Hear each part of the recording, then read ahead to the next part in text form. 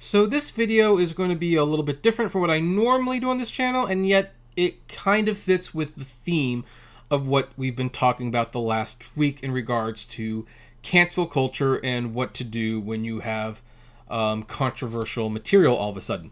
Hey everyone, my name is Kevin. I'm your failed journalist. Now, I'm doing this video not only because I want to personally discuss it and follow up on the theme on the concerns I have about burning books, banning material, censoring art, and also the other reasons because I actually got like an interesting email from someone requesting that I do this. This person asked me to remain anonymous, but they kind of challenged me. Well, I don't know if challenge is the right word, but they asked me, we've noticed that you've been asking not to censor this, not to ban this, and most of the people you were defending seem to be conservatives. And there's a reason for that, because conservatives are in fact being targeted. I believe there's a bias. I don't think you can convince me that there isn't a bias. I mean, the proof is in the pudding. But they said, well, what do you think about Governor Andrew Cuomo and his book deal being revoked? Now, for those of you who are not aware of what I'm talking about, Andrew Cuomo wrote a book recently. It's called American Crisis: Leadership Lessons from the COVID-19 Pandemic. He supposedly wrote this while he was dealing with the COVID-19 crisis, which I'm just going to spoil right now. No, he didn't. I can almost guarantee you this was written by a ghostwriter. Someone followed him around, they got some notes from him, and they wrote it out, and then Cuomo is basically passing it off as his own. This happens a lot in the industry, especially when it comes to famous people. Most famous people are not literary scholars, so they have ghostwriters write their books. Now, obviously, I have a copy of the book. In fact, fun fact, this one is signed by Cuomo himself. So I have a signed copy of American Crisis.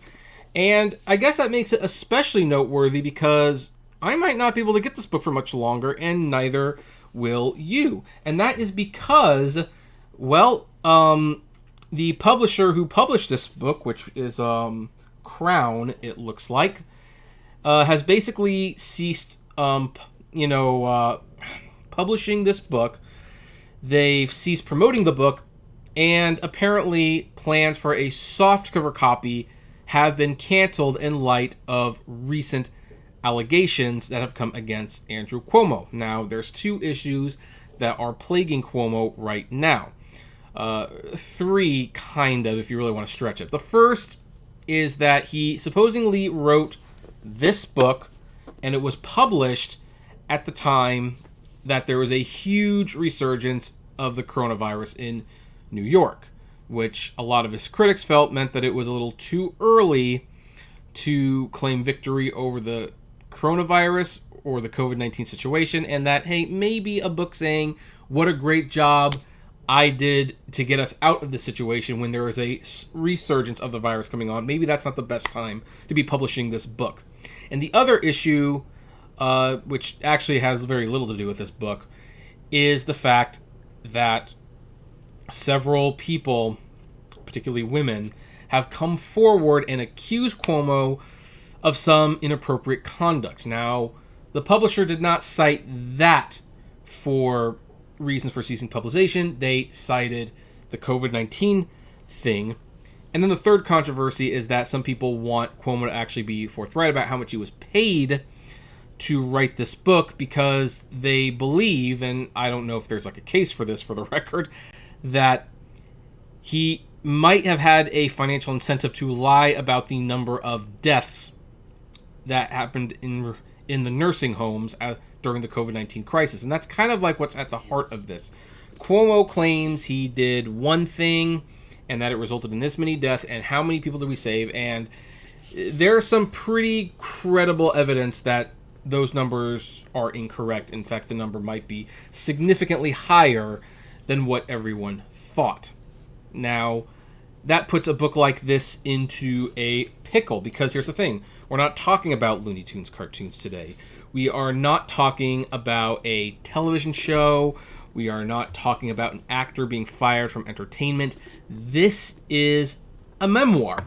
or at least it claims to be a memoir. I don't know if it's like a memoir. Like, what is the definition of this? Is it, I mean, maybe it's a blueprint of how he...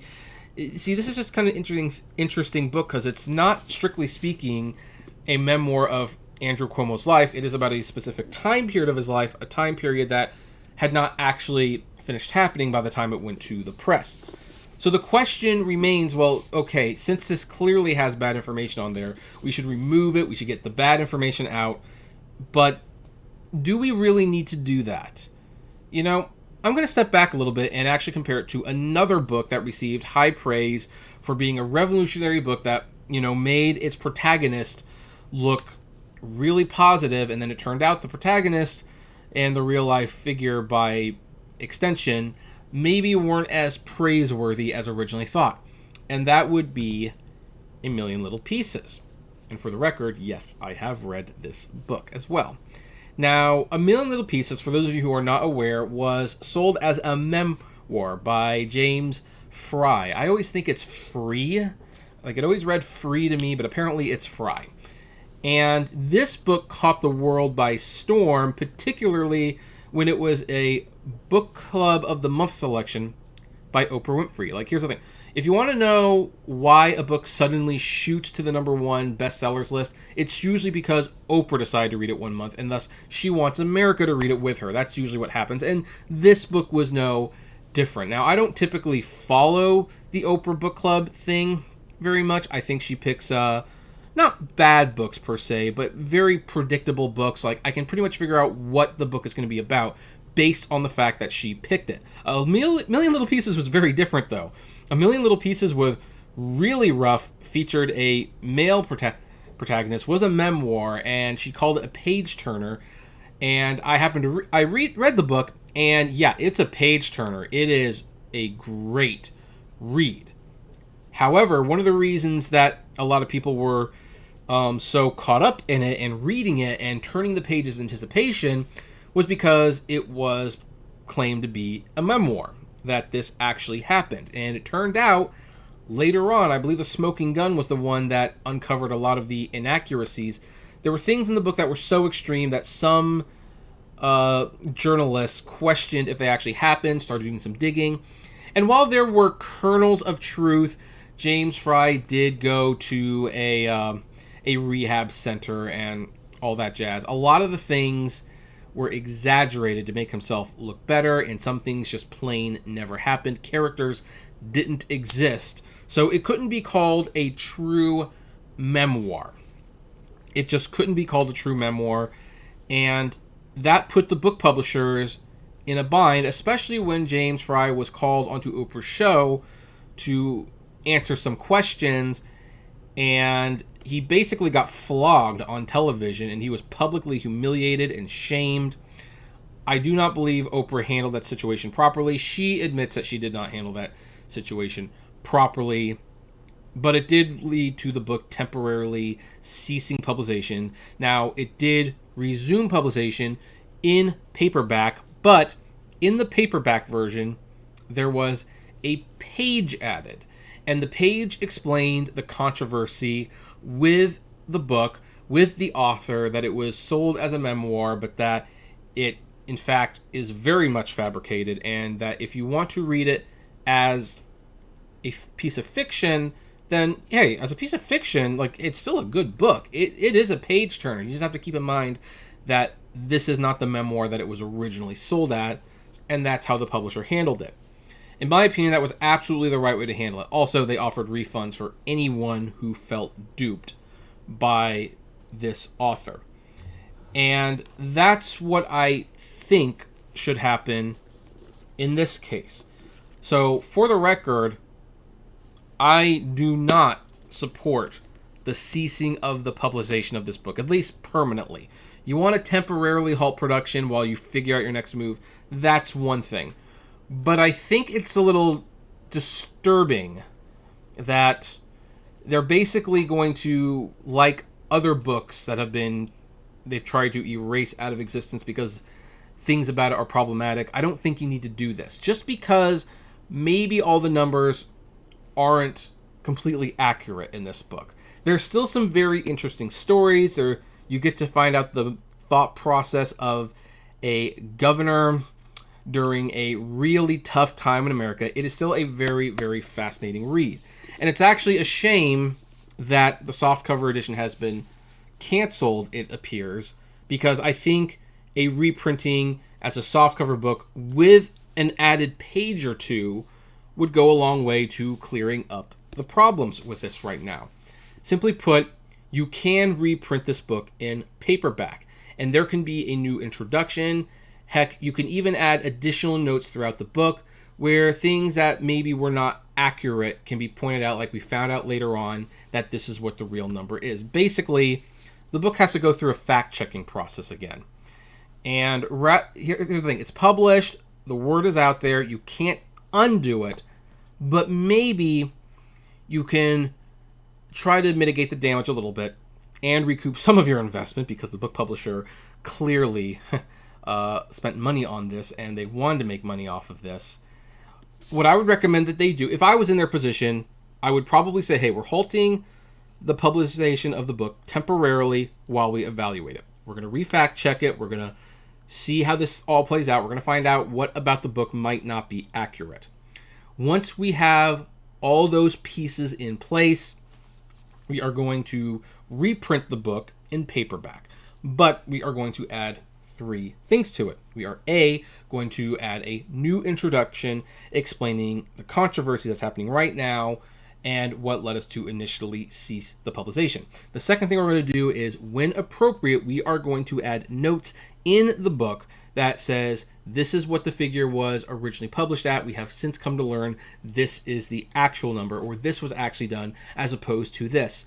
And then at the end, especially since the pandemic will be much more under control, if not outright over by the time you republish, a foreword, and maybe Andrew Cuomo can explain why he wrote the book the way he did, address some of the mistakes he made, officially apologize in the book, and we can move on. Like, okay, some mistakes were made during the COVID-19 pandemic. In fact, because of this whole situation, I think an extra chapter or 2 would be warranted to explain it all better. And so that way, no one's censoring the book, no one's banning the book. You get to recoup your investment still, but things are put into context. That's my big thing about books.